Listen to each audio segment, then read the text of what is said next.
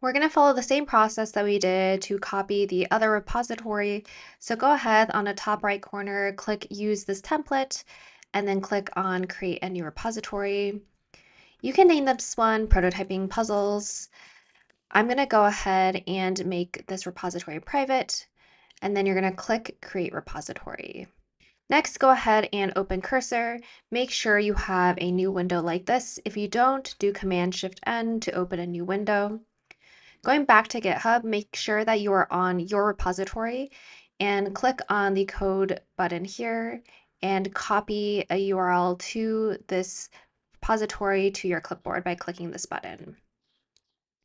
Then when you go back to Cursor, go ahead and click Clone Repo and paste the URL that you just copied into the input at the top of the page and hit Enter. And then decide where you want to put your project. Make sure that you're not putting it in the same folder as the previous repository. You want to make sure that it's not nested within your prototyping's home because that will kind of mess up the whole setup. And then go ahead and click open and you should see this.